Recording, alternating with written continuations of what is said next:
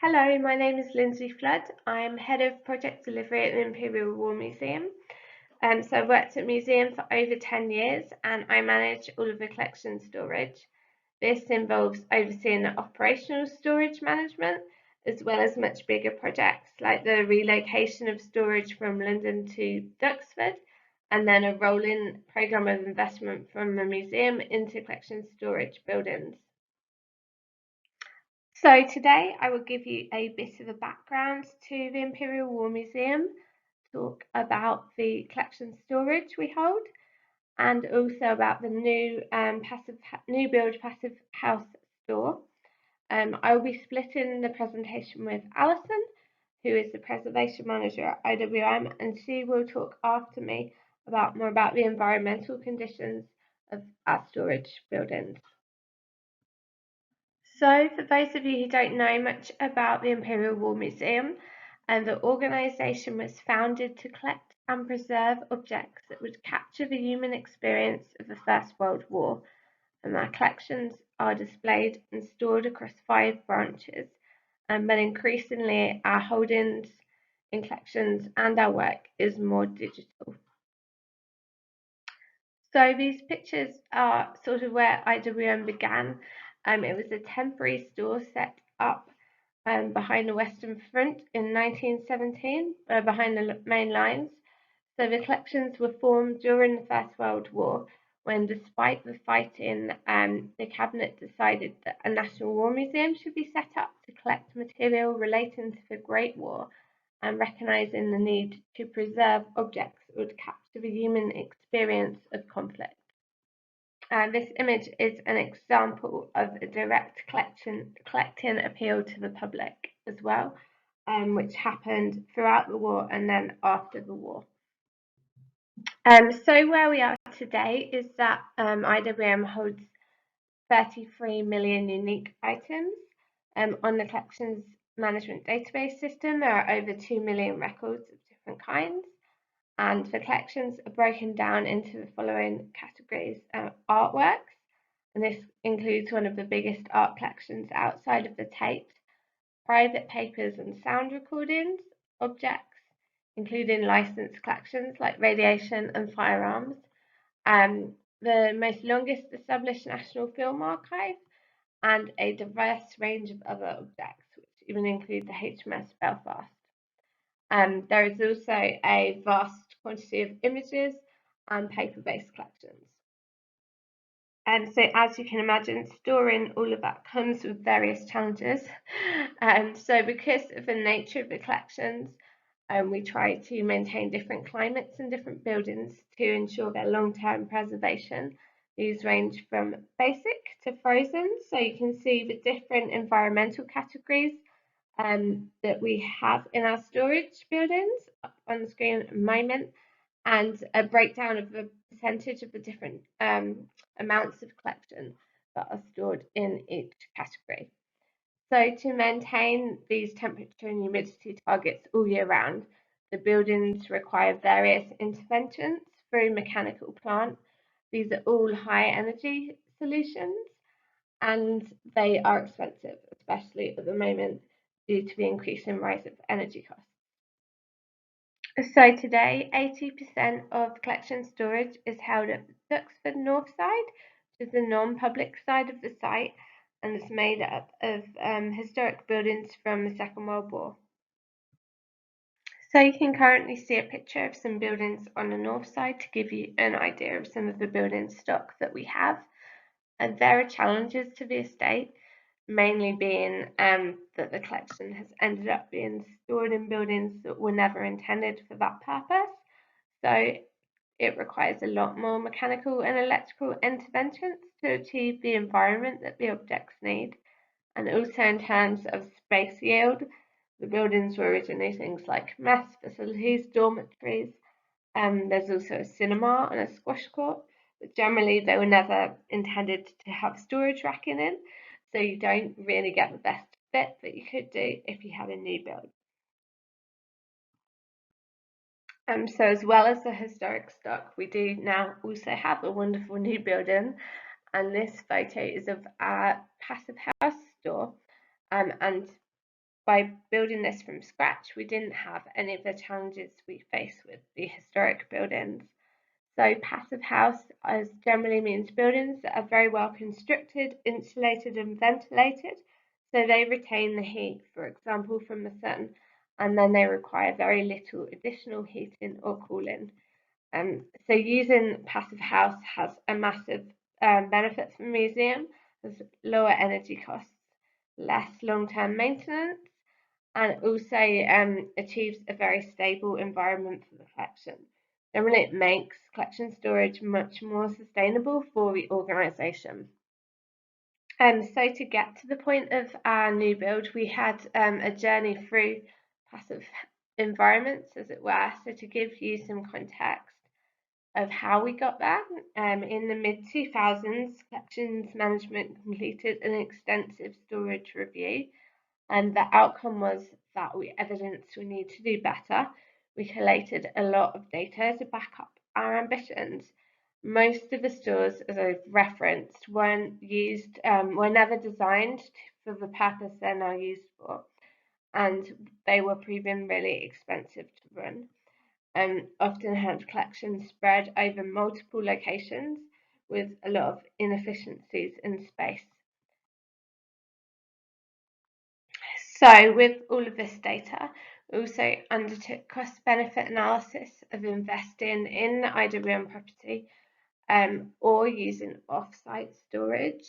But as I mentioned previously, this soon identified that IWM would have more opportunity if invested in its own assets, and it also would always need to pay to maintain that building stock anyway, because it's a responsibility of having the historic site.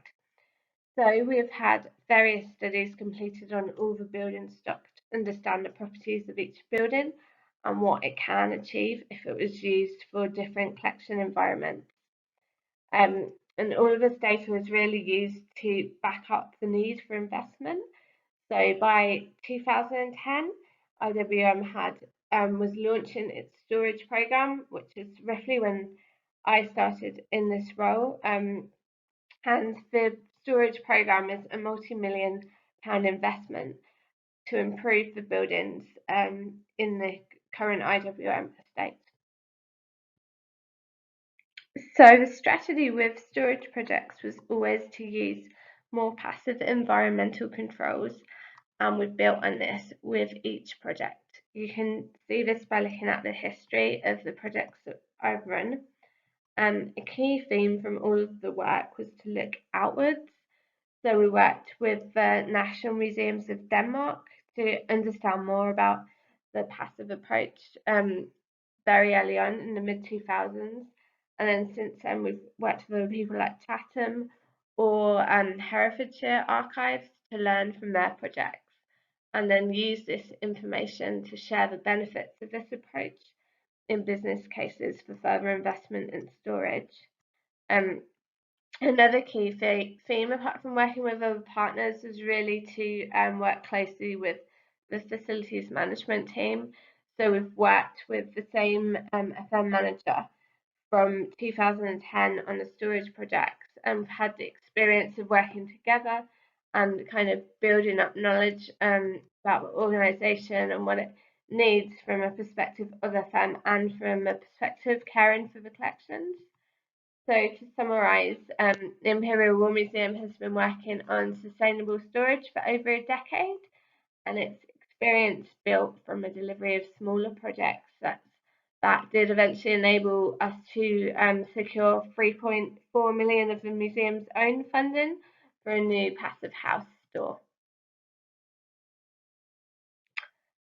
So we ended up needing the passive house archives to relocate more collections out of London, really, to enable the gallery expansion. It was about in 2016 that we first picked for the idea to the organisation. And we knew from the beginning really what we wanted, building on a previous experience we'd had, but we wanted the building to be as efficient as possible and to have as little plant as possible. So practically it took 10 months to gain planning permission. we consulted with local residents and with Historic England in regards to the building. It was quite a big thing at the time because it was the first time a new building had been put on the north side of the estate. So for the architects, one of the first challenges was how to integrate a new large building into the Duxford site, which is a conservation area. So all of the consultations with Historic England concluded that the most appropriate location was to the north of the estate, behind a large existing MT shed. You can see where the red square is. That's where the new building went, so you can kind of see how it fits in with the other buildings on the site. So the existing building would screen the new building essentially, and people wouldn't really see it. They were looking down the historic core of the site. So a great deal of thought and extensive debate went into the external materials that was proposed for the building. We looked at brick, aluminium, and eventually decided on corten cladding. The local authorities were very clear that they wanted a building which looked notably different from the rest of the surrounding buildings. They didn't want a brick build. So you can see in these images that corten, different shades of corten, kind of do really blend well with the existing brick structure. And corten also ages. It's kind of a weathered steel, so progressively over time the building will get darker. Again, it will end up complementing the brick buildings really well. So this picture just illustrates a view of the building from the housing estate and beyond the Imperial War Museum's boundaries. So work started on site in May of 2018. Initially, the completion had been in December, which was quite ambitious. I think a lot of the project lessons learned were really that everyone needed more time, which I guess is probably not unusual. So FM really maintained their involvement throughout the project, especially in the construction phase. They were making regular site inspections at points almost every day, and attending all the meetings. So it was really the engagement again of working with FM that helped the building be a big success. And throughout all the design phases, FM and collections management worked really closely together to make sure that the building was ultimately exactly what the museum needed. So this is just a view of the finished building. Like simple box-like form is designed to look modern. It has a footprint of 1,300 square meters and a cubic capacity of around 5,000 meters. The air testing was around 0.03, and Archive at that point achieved the world record for the most airtight building, according to the Passivhaus Association. I don't know how long we had that record for. I think it has now changed. The building also won RIBA awards for sustainability and design. The perforations around the corten represent the rate of collecting for the museum. So in the war years, there's a lot more perforations. There was much debate about what we did. Did we put a quote, or how is the building going to be decorated? But the director really didn't want any kind of wording on the building, so this was kind of decided it would be a subtle approach to represent the museum and the collection.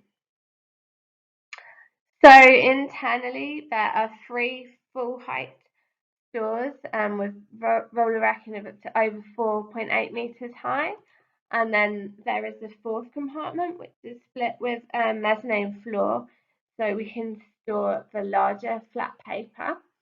It can't be stored at height. It has a loading bay, and the entrance door can be customised to fit vehicles of different sizes as well. It has separate plant access, so anyone who's maintaining the building doesn't need to come into any of the collection areas. One notable feature is it's actually our only collection store with fire suppression. So this photo is the fire suppression system before the gas canisters were actually attached, because it was saying quite a long time ago. So we have enough gas to put out a fire in one of the 4 compartments, and then all of the walls are 4-hour fire resistant. So the idea being, if in the unlikely circumstances a fire did start in one compartment, it would be put out before it spread. And it's incredibly unlikely that it would be in more than one compartment at any one time. So in terms of cost, just to give you an idea of the benefits of this store, it is around £3.25 per square metre per year, and in comparison to our other stores that achieve the same environment, they average around £90 per square metre per year. So our new store really offers for us the perfect environment for the collection. Alison will talk more about the actual temperature and humidity data, so you will see how good and how stable it is. And it is also incredibly low energy and incredibly cost effective for the organisation. So our storage program is still continuing at the moment. I'm project managing an investment of around £7 million in staff accommodation and storage over the next 3 years. This is one building picture that we're going to look at. So I've tried to give you a very top level overview of the projects. I'm sure you might have some more detailed questions, so please do get in touch. And Alison, who I'm going to hand over to, will give you a lot more contextual information about the environmental performance of the buildings, which will help you understand the benefits that the passive approach has brought to IWM. Thank you. Thank you, Lindsay. Hello, my name is Alison Torbitt. I am the Preservation Manager for IWM, and within my remit is the management of the environmental monitoring system across all 5 of our branches.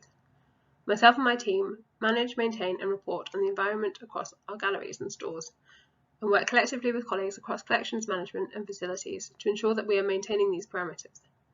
If an area deviates from the operational range that you see here, then it is our responsibility to flag it and to ensure that work has been carried out so that we can continuously ensure the preservation of our collections.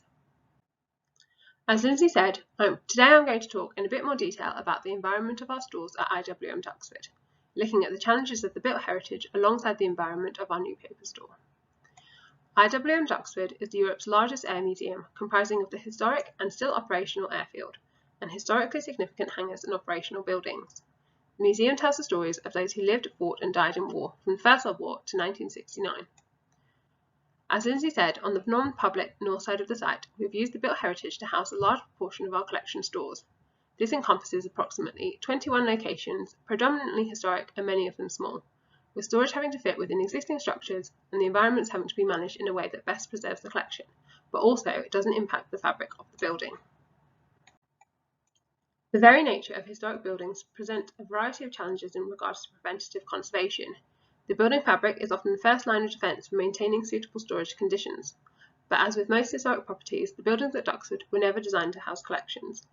The environments, therefore, are often dictated by the external environment, and mitigation strategies have often got to be high energy to offset against the inefficiencies caused by high air exchange rates.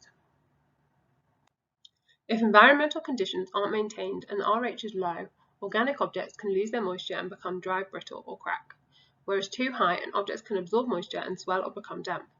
Metals can corrode and mould, mildew and insect pests can become a problem. Relative humidity also aggravates fading and other decay processes. Fluctuating RH can cause objects to crack, split and warp. At the same time, an increase in temperature also speeds up the rate of decay of objects. In some cases, high temperatures can soften materials and low temperatures can cause them to become brittle. Our environmental policy sets out the most effective environmental parameters to prevent against the risk of deterioration. You can see here the difference between storing colour film, for instance, at 4 degrees and 30% RH versus storing it at a higher temperature, and what that does to the life expectancy of the media. This is why it's so important to maintain the stores at the correct environmental conditions to preserve the collections IWM looks after. IWM uses eLab monitoring equipment across all of our branches for collections management. These track temperature and relative humidity, and we also have a range of lux loggers, not presented here in this data.